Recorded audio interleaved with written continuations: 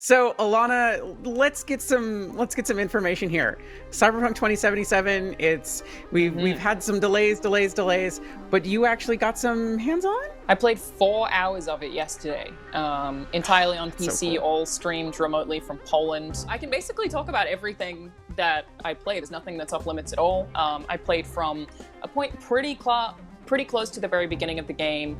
I chose a Street Kid, which is one of the 3 playstyles you can play as. The other are Nomad and Corpo. And that gives you just basically different dialogue options, etc. Went through the character creator, which was probably one of the most, not the most, but one of the most extensive I've ever experienced. I have so many questions about the character creator. We can get into it. We can get into it. I chose to play excited. as like just this super hot black woman. That, yeah, you know, there was the genital customization stuff does exist, can confirm. You can choose between a vagina, a cut penis, and an uncut penis. And you can change, or just underwear, so that it would be inconspicuous, just underwear. I think I went with the underwear, because I was like, I don't feel like I need to see any of this from you. I think I can stay removed from that in my cyberpunk character. But full frontal Valid character creator. Really? It's like it just blam right out the gate. It's just like, huh. You can choose your nipple size, or if you don't want to have nipples, all that stuff. Chest size is a thing as well, so you can get very custom. And it's a cool thing about the character creator. People obviously heard about this a while back, and it was a very stupid controversy. You're an idiot if you found this controversial. But you can basically just choose, I think it says just a masculine or a feminine body type, if I remember correctly. So you choose either, and then you choose your voice, masculine or feminine as well, and then you customize absolutely everything from the jump. It's dope. I don't imagine we'll see many Vs that look the same. I feel like it would be pretty hard. I mean, there were like 4 teeth options. 4 teeth options? That seems... I've never seen that before. No, I'm trying to think of like the most robust character creator I could think of, and the only things that come to mind is like Saints Row and WWE, I guess? I feel like Monster Hunter's pretty good. Monster Hunter's pretty good. A really good one though. Saints Row actually did the same thing, I think, where you just choose like sort of a masculine or feminine body type, and then you can do whatever you want from there. Saints Row is all about the slider bars. You don't have to do anything that you don't want. It's all slider bars. It's like perfect. Yeah. Yeah. Okay, good series. So I spent like a bunch of time in that before trying to jump out, because I could have spent a lot more time in it because it's really good. So jumped out of there and then basically get started in the open world, Night City as they call it, where you can kind of do whatever you want. It's dope. That's awesome. It's I'll let you guys ask questions. I'll let you ask questions, Caden. But the one thing that I want to say off the jump is, just because I feel like a few people have forgotten, this isn't GTA set in a cyberpunk world. This is an RPG.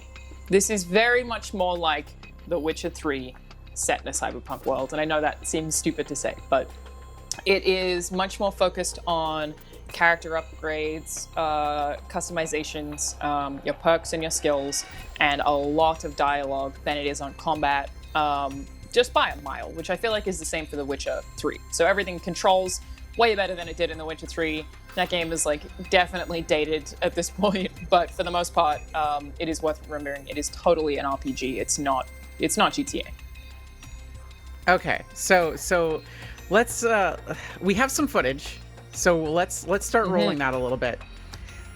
We've been seeing a little bit of Night City and the characters that you can see, but here's the actual game in action. Again, work in progress, so keep that in mind. But well, tell me a little bit about. Go ahead. You can call your car like Roach. You hold, I think it's left on the D-pad, and your car will auto drive to you in the way that Roach does, where if you look at the minimap, you can see it approaching. That's cute. And the designer I spoke to, I was like, are you worried about it becoming a meme? And he was like, yeah, a little, because Roach was obviously a meme from the jump. So yeah, we're a little concerned, but we think we got it worked out, and it did work really, really well. But you can also have like an arsenal of cars that you can choose to call between, so very cool. I mean, also though, the memes are like the best part, right? Like the entire best part. They're a positive. Seriously. So how much of Night City did you actually get to see? Ooh, not that much, which is sort of my bad. So Night City's huge. The city is sort of broken up into districts. Often they are controlled by the two major corporations in the world. Some are really poor and some are really fancy and rich. And I did see, I think, 3 districts. So I played through 2 of the demos that we've seen them release footage of in this 4-hour chunk, this 1 4-hour chunk. So I went from very much the slums to, which is kind of where V lives. It's like supposed to be very slummy, even though I'm pretty sure her apartment is bigger than mine. But it's fine. I'm not salty, don't worry about it. And then I went through an area that kind of looks like a little bit Tokyo-ish, and then did see some glimpses of what the people who are actually making the money in Night City, which should be the people who are the corpo types, Militech, and I keep forgetting the name of the other organization. Starts with an A, like where they live, and the differences between those locations is awesome. But people keep asking me about map size, asking me how big it is, how big Night City is, and I just don't feel like I got any kind of grasp on that in the 4 hours that I played. I zoomed out and looked at the map, but I don't have any concept of how large it is yet.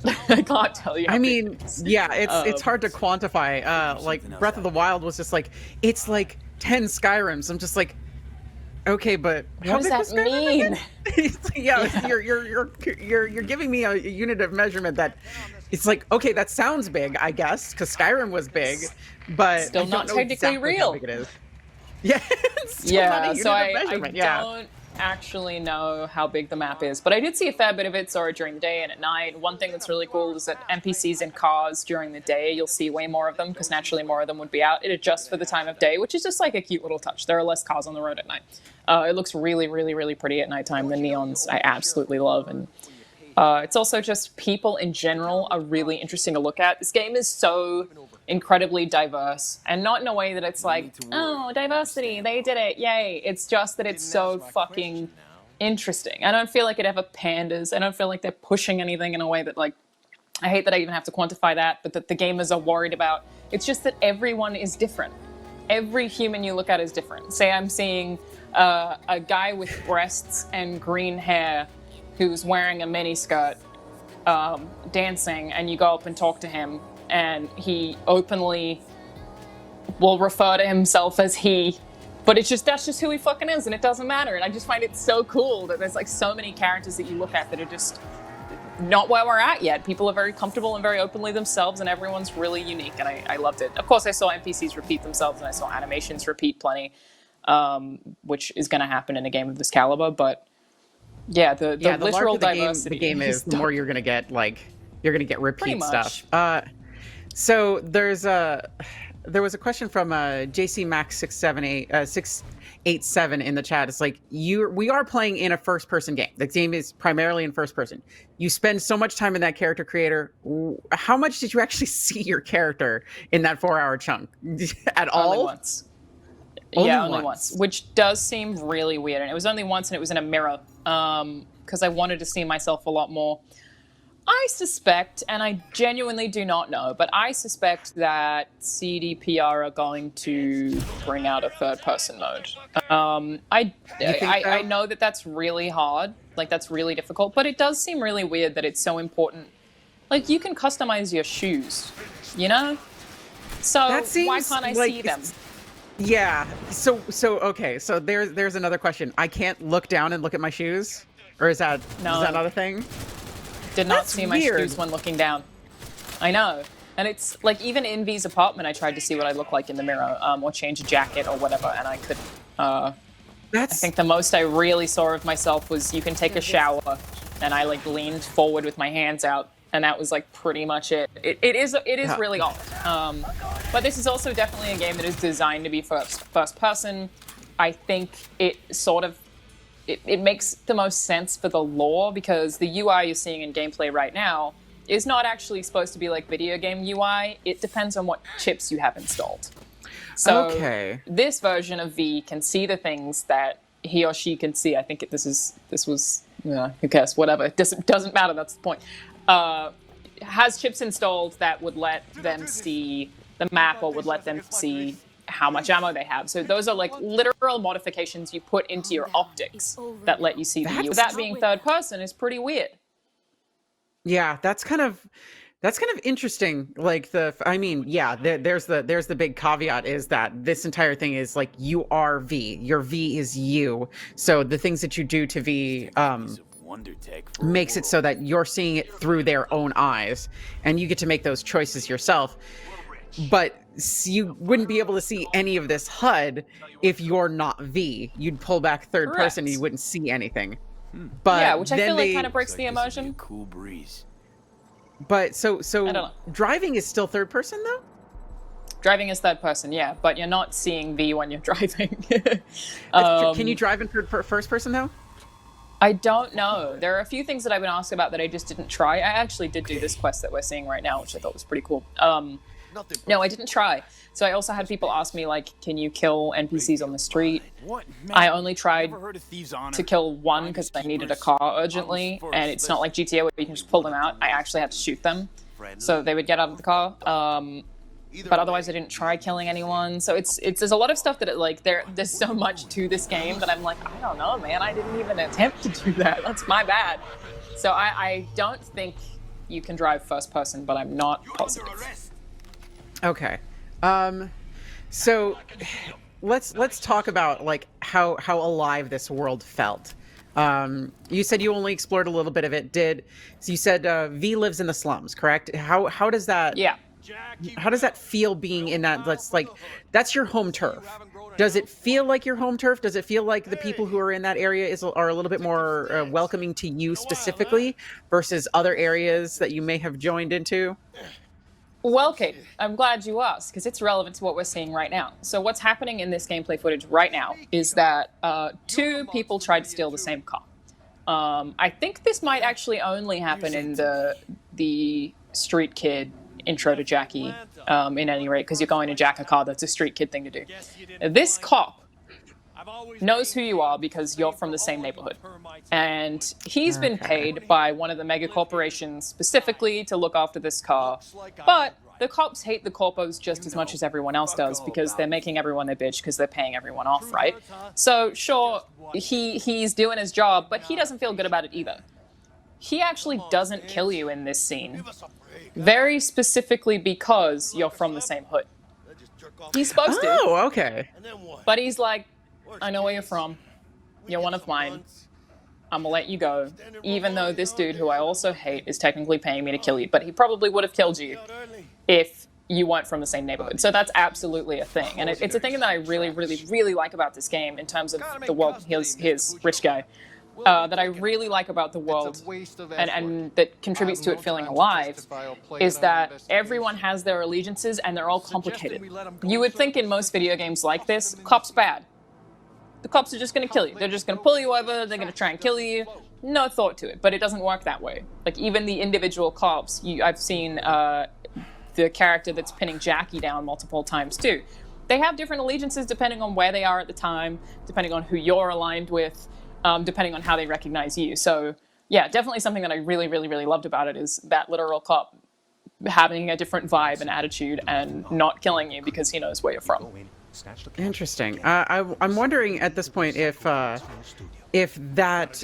like dialogue in that particular scene will change if you end up like, or if the setup is different entirely. You said that you played as the street kid. If they just send you on a completely different mission to meet Jackie, eventually. The devs did tell me that every different path meets Jackie in a different way. So I didn't get extra details on that. Yeah.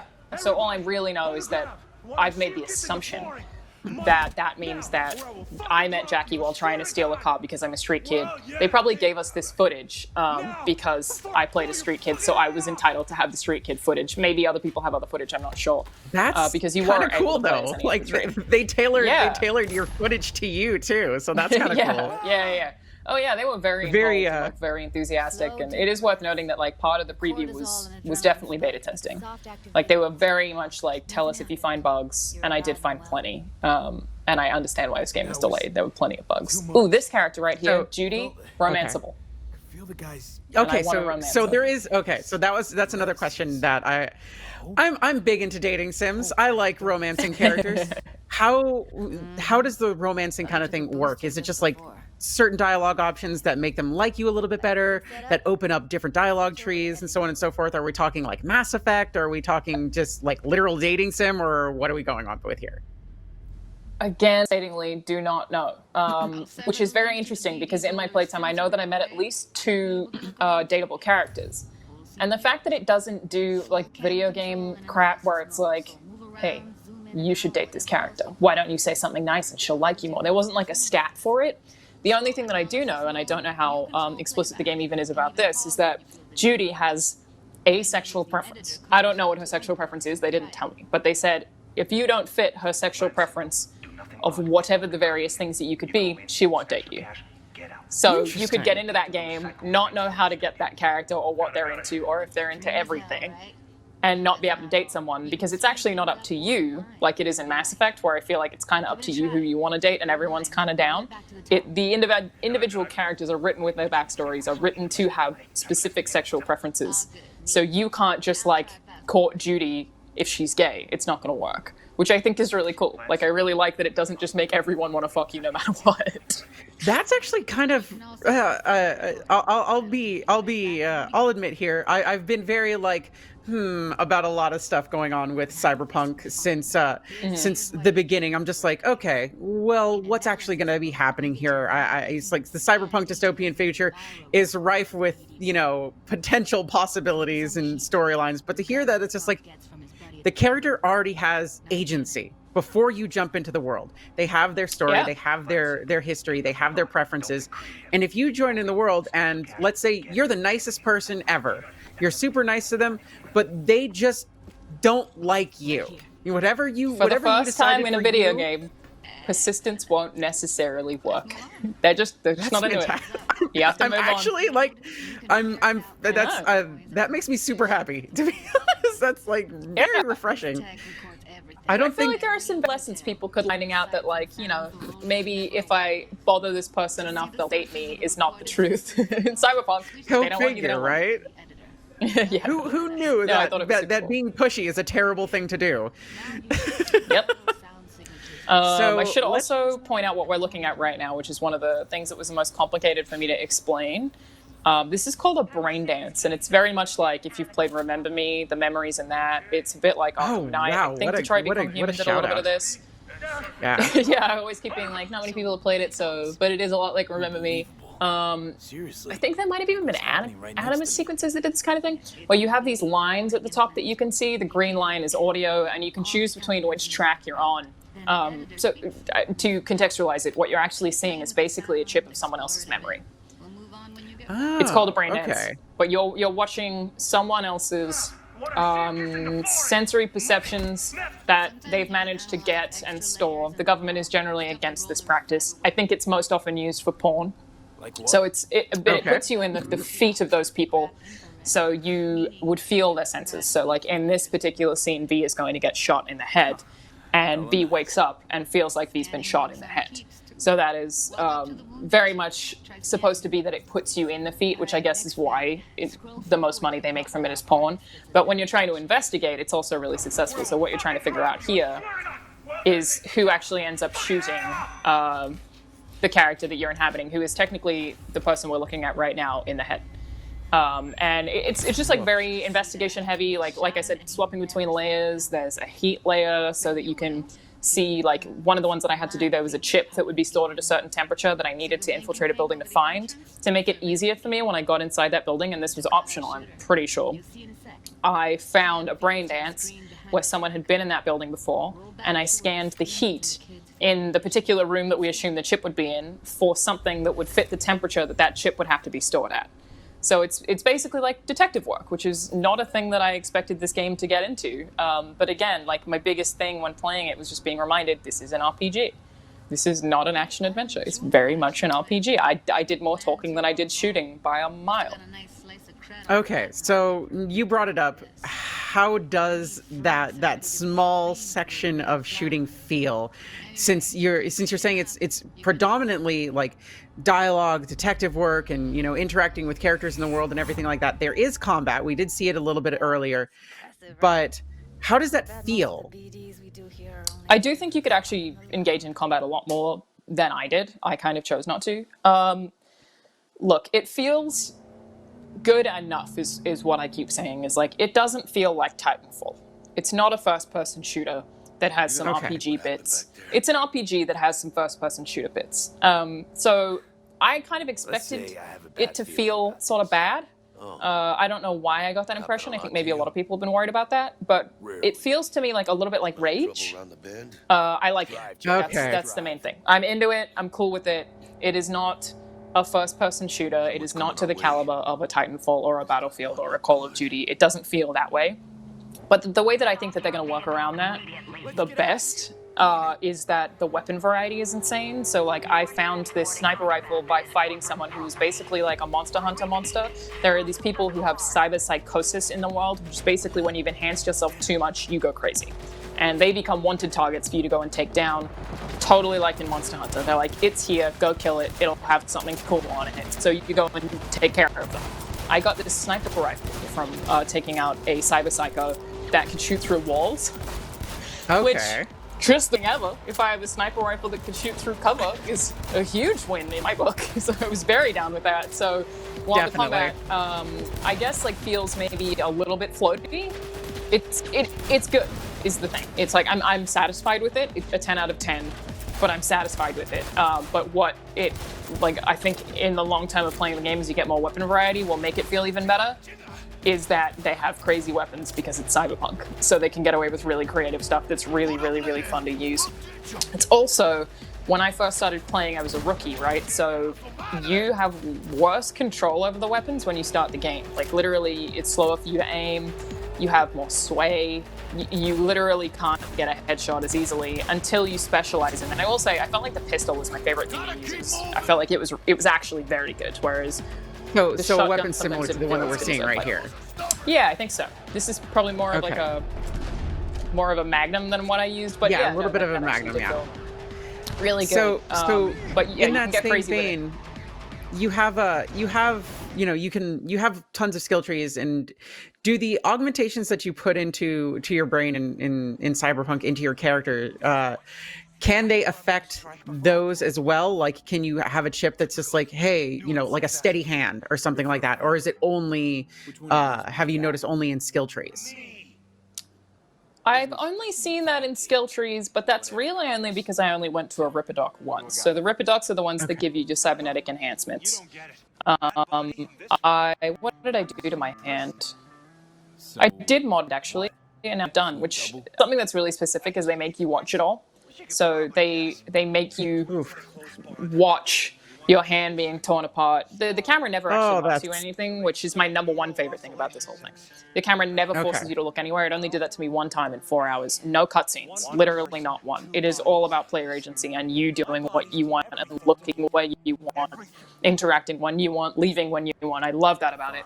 But when you are being tampered with by the Ripperdoc, who is the person who would give you cybernetic enhancements, it does show you brutally your hand being torn apart and replaced, because they want you to have a sense of the loss of humanity. They want you to recognize what you're giving up, basically. I think that what I did was steady my hand, but I don't actually... No, it wasn't. What I did there... Well, maybe it was. I got an optic upgrade that let me see how much ammo I have on any given weapon in my UI, because previously I didn't have that. That had to be through my optics, so then that sits in like the bottom right corner or whatever. I think my hand it was either steady or it was weight. But unfortunately, I don't remember exactly. That's the problem with playing something for 4 hours and not being allowed to record it. You said there was no cutscenes in the... You said it only took control away from you in the hour that you or the couple hours that you played, correct? 4 hours only took the camera away from me once, and even then it was for a second where it went from straight ahead to the left because it wanted me to see it run, and then I had control back. Okay. So, probably the most important question that you will answer tonight. Did you meet Keanu Reeves? I devastatingly did not meet Keanu Reeves. And I think that what happened with Keanu Reeves, I think that the exact next mission would have been, which is actually pretty soon after this, would have been me going to get the chip that Keanu Reeves inhabits as Johnny Silverhand. And that's the cool thing about it as well, is the lore in this game is cool as hell. I don't feel like anyone's arguing that Cyberpunk has very cool lore. I love that it is blatantly, heavily political. Like, when you're starting out, there's an election coming. You don't have any say in the election or have to partake in it whatsoever. That I know of, to be fair. But you do hear civilians just candidly talking about the election means in this world where these corporations are paying everyone off. Like, it's just so much interesting stuff going on all the time between the different gangs and the clans and how they respect certain people and don't. But one thing that I really like is I'd have phone calls with certain people, and I never had any knowledge if they were real or AI. I just didn't know. I'd be like, you could be a real person, or you could be literally nothing, and I don't know. But also, more so than any other game that I've played, which, to be fair, I do think The Witcher did a really good job with this too, I never trusted anyone. I feel like a lot of games writing in general is really blatant about foreshadowing when something bad is going to happen. They tell you a million times, maybe that person's not that trustworthy, maybe out for them. In Cyberpunk, because it's so dog-eat-dog and there are so many different pieces going on at all times, I just always had the thought of, I don't know if I should trust this person. I have the option to betray this person right now. I can tell this person what this other person said about them. Do I want to do that? Which of these two factions is aligned with which of these other factions? What could the consequences be? So while there is a lot to do in this game, and the open world does seem pretty sizable, I want to point out that it never felt like a Ubisoft game where you have a bunch of icons on a map that are garbage. I feel like I'm going to spend so much time in this game thinking really, really, really hard about what I do and the consequences of my actions, which I don't even feel like The Witcher 3 did as well as The Witcher 2 did, where you can talk your way out of entire wars, basically, just by, like, saying the right thing or talking to the right person at the right time. There are loads of optional, like, side objectives and quests or can choose not to do.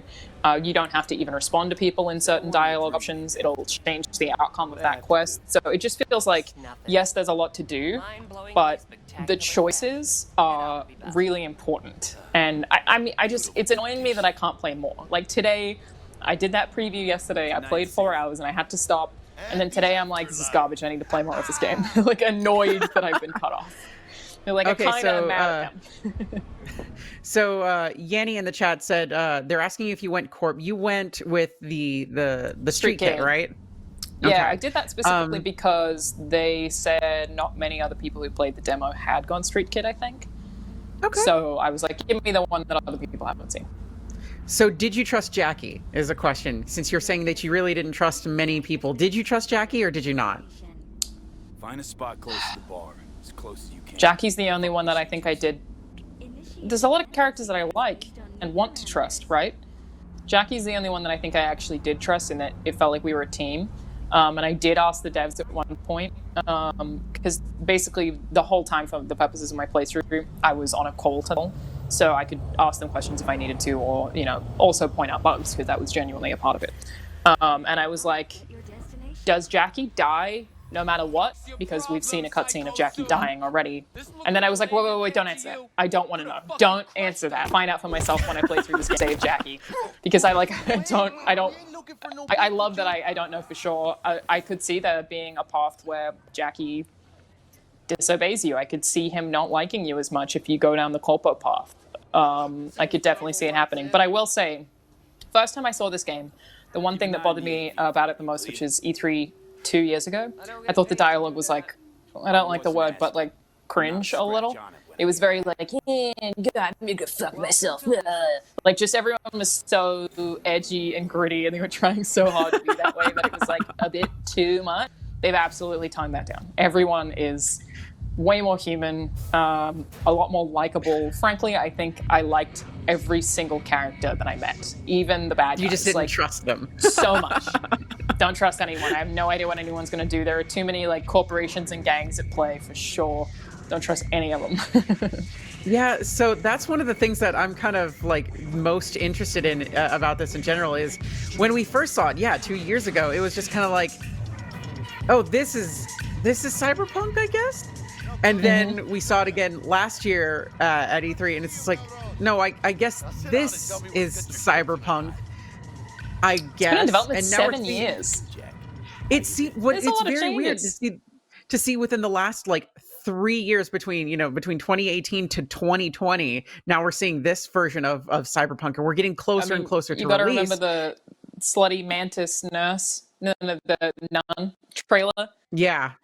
That The was thing that like I was the like, original one. I used that like, trailer for things have B-roll changed for so since many there a lot. stories, and it's just like there were so many Cyberpunk stories, but there was no footage. And it's just like, yes, I'm using that one trailer that's literally 45 seconds long over and Only thing over we and over have. again. Yeah.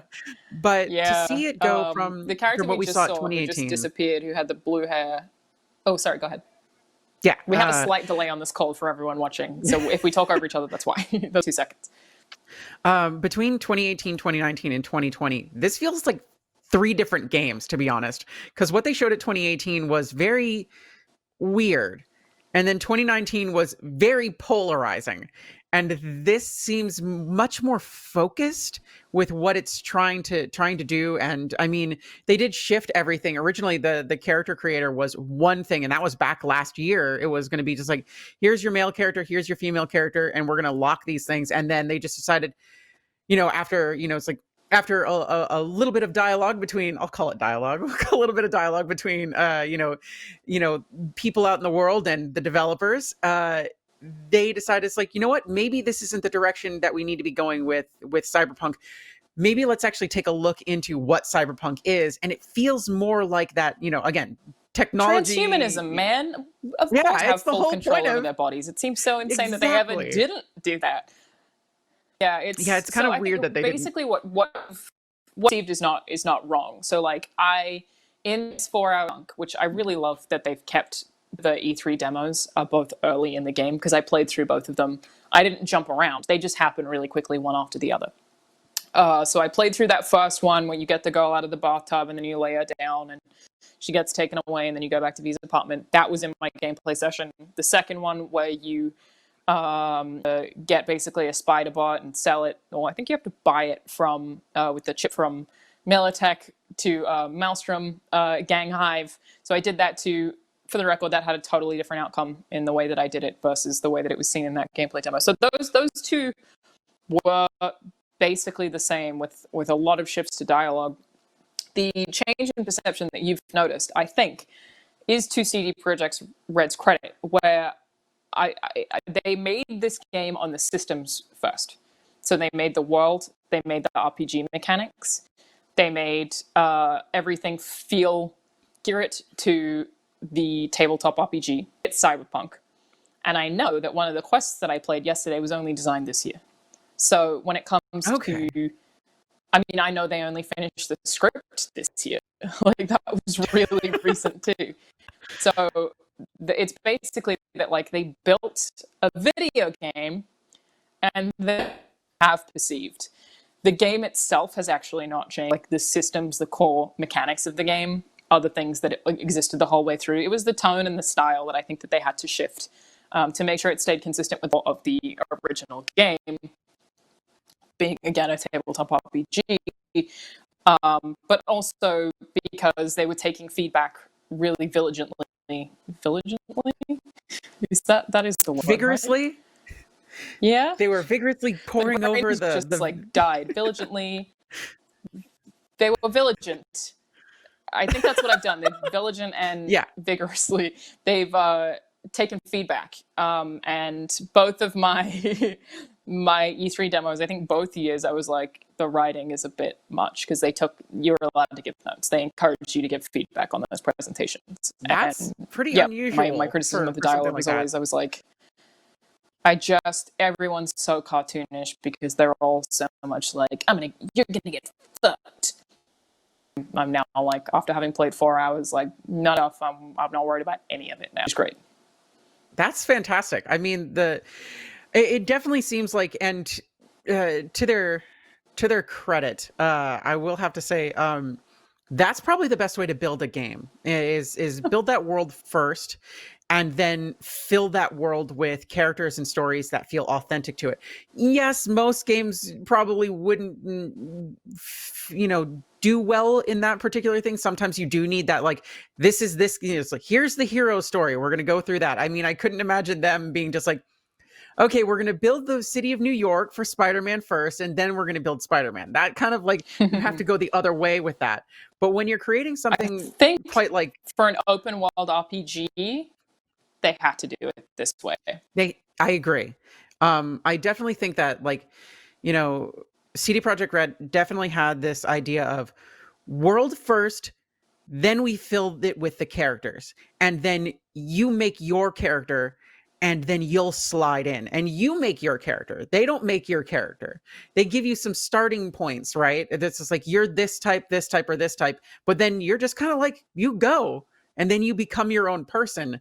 And how you fit in the world is up to you, which is very unique for a lot of different games. I mean, there's the illusion of choice in a lot of games, and I feel like the illusion's a little bit broken in this. Not fully broken, because I don't think we'll ever get fully broken illusion of choice in a game and get full agency, because there does have to be rails for things. But did you feel that, like, you had control over who your V was, even though you're only playing 4 hours, but did you feel like your V was yours? My V was not me. It wasn't a Link situation where I felt like the character was a vessel for me in the world. V is very much their own character and their own person.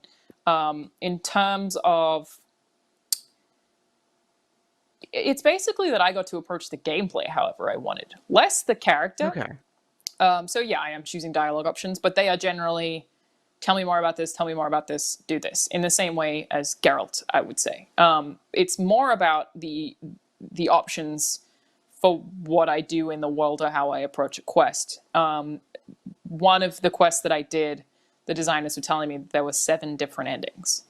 And the pathway that I chose led me to have an allegiance with a certain gang against Militech, whereas it could have been that gang wanted to kill me and Militech wanted to kill me, which basically meant that I could just like kind of like put my hands up and ignore everyone and let the gang and Militech fight each other, and I could just like kind of walk away.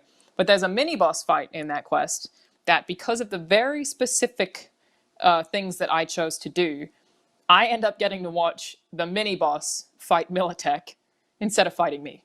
So they were there to fight me. This fully armored mech suit I'm supposed to have to fight that character, but because of the one specific pathway that I managed to go down, both by doing 2 optional things and by choosing the right dialogue options and by reacting the right way, even physically, sometimes you get a lot of physical prompts. I got the pleasure of watching Militech have to fight that boss, and they were like, you would have had to have done that. And I was like, geez, I'm glad I didn't have to do that. That thing is huge. So yeah, it's not that I felt like I was V or I had a much of a control over V's personality. You are guiding a character through a world, and it is much more about feeling like I have choice over how other characters perceive me or react to me, or how something is approached, or what the outcome of the world will be. It's not about what the outcome of V's character will be, if that makes sense, which I'm okay with. Okay, yeah. That makes a lot of sense. And again, it also kind of like fits into the narrative of the story itself. Like, again, this is the story of this world, not necessarily the story of this character, which again speaks to the way that the game was developed. It's world first, then characters, and then we populate the world with these different stories and these different viewpoints, and how everything comes together. I'm sure there are major character beats and major plot points and Keanu Reeves at some point, but I mean, the fact that this world, it's like looks just looks lived in from all the trailers speaks a lot to what we're seeing here. So ton of detail. Is there anything? I keep saying I think it might be the most detailed open world game I've ever played. I say that with hesitance because it's hard to talk about something like this when it's so fresh in your mind and you're not thinking about every other game you've ever played. There's something I could have forgotten, but I was just looking around every corner and every nook and cranny and constantly being like, damn, there's just so much stuff and so much art and so much detail in every single street. Yeah, it's really, really, really impressive. But again, I do want to reiterate, the NPCs are still NPCs. You do see the same ones multiple times. There was one point where there were 2 guys sitting on one table and they had the exact same animations at the exact same time. That's like a kind of a bug that you would think that they would iron out. But it's like I'm also not going to say like every NPC feels like they have a life. Wherein I feel like Red Dead Redemption 2 tried to do that and actually did a pretty good job of it, where they'll actually like go home or whatever if you follow them. There were certainly NPCs in Cyberpunk that were all just standing in a circle near each other, not doing anything. But I think that the optics of everything being populated is more important than what the NPCs are actually doing, because it's the detail of the world itself that matters more to them. And when you're having everything be as detailed as it is, I get that you're going to have some NPCs who aren't really doing anything. Oh, for sure. So here's the big question then.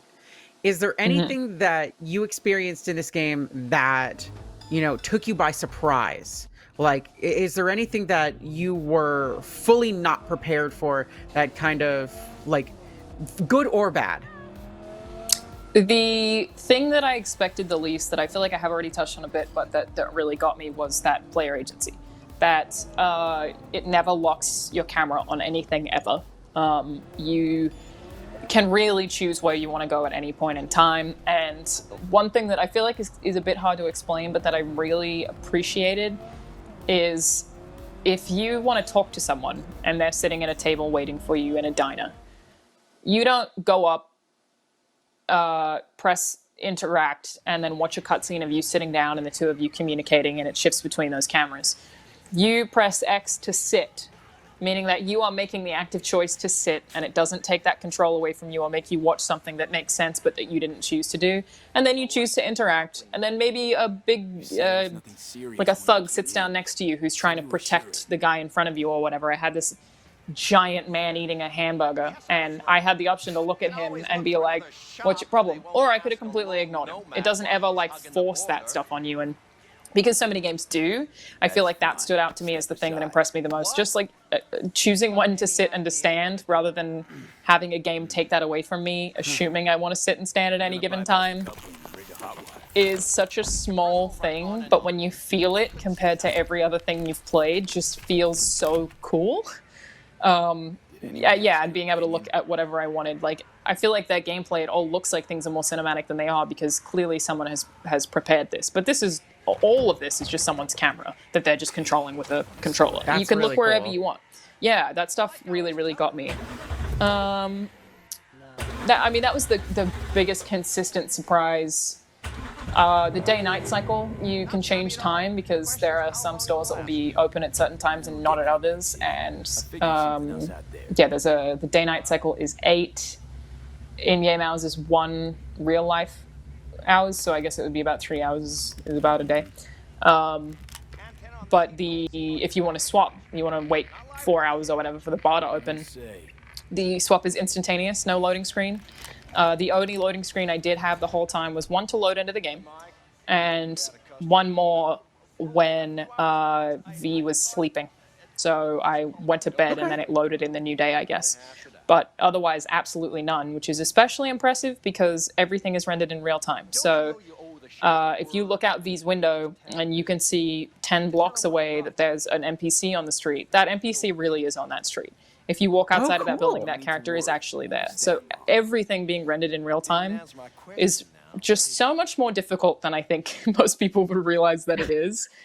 Everything you see outside is actually happening. It's not just a static image, because then they don't have to load the whole open world when you're in an apartment. But no, the whole open world is virtually always loaded in, which is, ties into that player agency, where if you don't want to have a conversation with someone, you can just walk away whenever you want. You're never locked to doing anything. Okay, so there was we're taking a look at this now, and there's driving going on. Ivan MH in the chat wants to know how driving feels. They said they're still tweaking the driving, and that the most recent build they have is similar to Forza Horizon, which I did not get to play. I wish I had, because Forza Horizon is currently my favorite racing game series. It's so good. That was also another thing that I was worried about not feeling good, and was happy with it. I played 2 different vehicles. Yeah, it's really tight, controls really well. It doesn't feel like heavy or weighted in a way that I sort of expected it to feel. I guess my only thing would be maybe it's a little bit too easy. I don't know. But that's not something that generally you would worry about when you're just trying to drive around an open world. So, no, it was really smooth and really simple, and I was super into it. Feels good. That's awesome. They did it. They did it. They made a game that feels pretty good to play. So, okay. How many different weapons did you use? Very quickly. Only 3. Because most weapons are locked behind street cred, and I did not have much because I was just starting out. So I used a pistol, shotgun, and that sniper rifle that sees through walls. Okay. And obviously you really like the sniper rifle that shoots through walls. Good stuff. And you said the weapon variety is going to be just like ridiculous, right? It looks like it. There was a lot of stuff in a store that I couldn't buy. Like there was a katana. I really want to know what that feels like. I did do some of the stealth combat, but no melee combat. I didn't do any punching or anything, and I'm very curious about how that stuff feels. I probably could have. I just didn't try. One cool thing about combat, again, just like a nice subtle touch. If you shoot someone but you don't kill them, you just incapacitate them, you can just leave them on the ground, and they will either bleed out or eventually get help and be able to survive. You don't have to actually kill everyone that you fight. And enemies are, relatively hard to kill. Like, they take several shots with a shotgun rather than just one in some cases. But I'm sure it was also part of my level with the shotgun being low and my shotgun being bad. But yeah, that means that, like, even those micro choices, you're like, do I want to leave this guy alive? I generally did. I was like, I'm gonna let you live. You don't have to die because I wanted you to. That also means you can play non-lethally. So you can shoot people in the legs, or you can choke them out from behind if you're going stealth, and you can not kill pretty much anyone, which just more player choice. All about it. Honestly, that was probably, and maybe it's because the aesthetic is somewhat similar and the augmentations is somewhat similar, but that was one of my favorite things about Deus Ex is that, like, you have that choice of just like, nope, I'm gonna get tasers and I'm not gonna, like, non-lethal the entire game, and it gives you, like, it unlocks different things for you in that way. And I'm kind of hoping that can, like, the way you play affects, rewards that you may be getting, or, your character's, preferences towards things. But I also kind of like, unlock different kinds of perks. So if you specialize in stealth, it's going to recognize that and give you different skills based on the fact that you're doing that. But I can also see this game, like, having someone at some point recognize that you've never killed anyone or had killed very few people and rewarding you for it. And that's one of the cool things about it, is that, like, more than any other game I've ever previewed, I can say I don't know. Which is, like, exciting to me, because usually if you play something for 4 hours, you're like, I get this. I get what this game is. I understand what its limitations are. Where Cyberpunk is concerned, I'm like, maybe. I have no fucking idea. They probably did that. We'll find out. That's kind of cool, though. That's like, I mean, that's for and peeking, pulling the curtain back a little bit, being in the game industry for, it's like so many years. It's just like, I feel like I've seen everything at least once. The only other game that has really done this to me was Dreams. Where I kept that's definitely fair. Yeah, I was like, can I do that? And they'd be like, yeah, probably. Like, even in Dreams, just sidetrack, but there was like, they didn't think that you'd be able to make a 4-legged character, and then someone did it, and they were like, guess you can. So cool. So yeah, definitely, like, and somebody brought it up in the chat. It's like player choice is kind of like a negative phrase now. This is more like player agency, less player choice. Agency is the word that I keep using. It's not about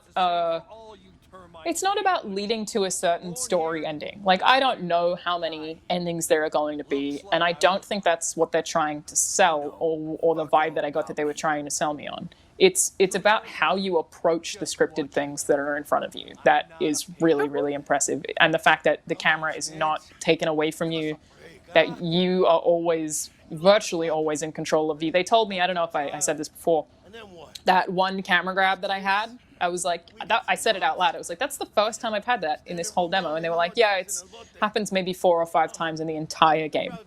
Where they were like, it's tough for us because it means that if you don't look at something and we put a lot of work into it, you'll never see it, and that sucks. Like, there was a car chase on a street that the one of the designers that I spoke to was like, that car chase that you just basically completely ignored? And I was like, oh, that was a car chase? He was like, yeah, that took me 2 months. It was like, oh, wow, my gosh. Yes, that's a bummer, but that is something that is is going to make people have really unique experiences in a really cool way. People will see things that other people haven't seen in the world. We'll be hearing stories about totally different night cities because people can look wherever they want at any point in time. But B does mean that you have the potential to miss really cool stuff because you can look at whatever you want to.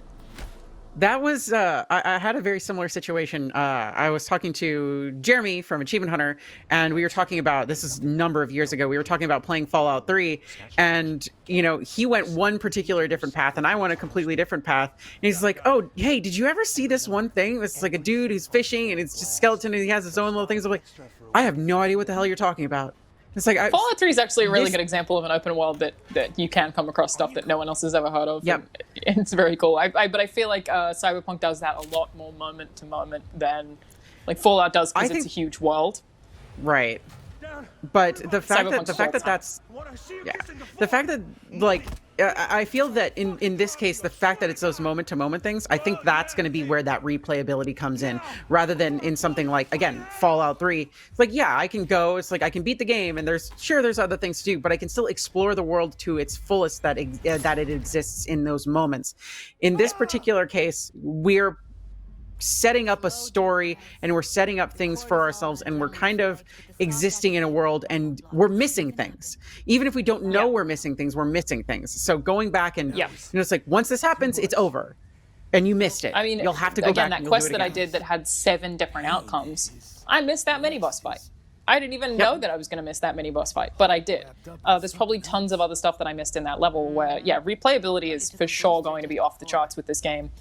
Because not only do you have 3 different life paths that you start with, which change the way that people perceive you and treat you, but also really heavily change a lot of your dialogue options. You get different dialogue options based on which path you chose a lot of the time, which can just unlock completely different things or character relationships. But then you also have the limitation of the romance options being locked to whatever character you play as, and then just what you choose to look at or what time you choose to be at a certain place. So yeah, I have no doubts about the replayability of this. I think it's going to be solid.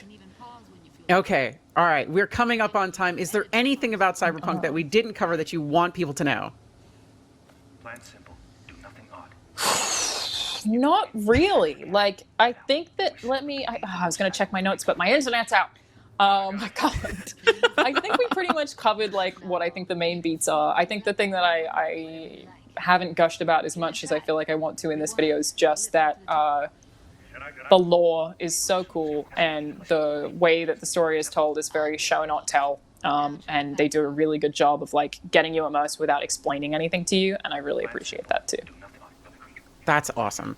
You know what? It's having this conversation, you actually made me like super excited for this. I was just like, you know, Cyberpunk's going to be okay. I think it's going to be fine. It's like, but hearing your experiences is like, okay, maybe I'm a little bit more interested in Cyberpunk. It's a nerdy-ass RPG where you can do whatever you want, and I'm super into it. But also, full disclosure, I should have said this from the top of the video, I'm knowingly biased as hell where this game is concerned because I'm very excited. Just know, I'm biased. Feel like I've been 100% honest, but I want to note it anyway. Yeah, you know what? I think we were the right 2 people for this, because you're like high key excited, and I'm just like, do I really? Is this? Do I want to? I think you'll like spend hundreds of hours on this. You might have convinced me with your enthusiasm, but we'll see when it gets closer to Cyberpunk's release. Oh, you yanked my chain, Brian. All 3 of those are kind of you. Yeah. Like a street smart, the lone wolf working inside an enormous corporation. And you're constantly moving from town to town, starting new families. I'm constantly moving from company to company, starting failed shows. And you have 5 different kinds of pubic hair, but we'll get to that.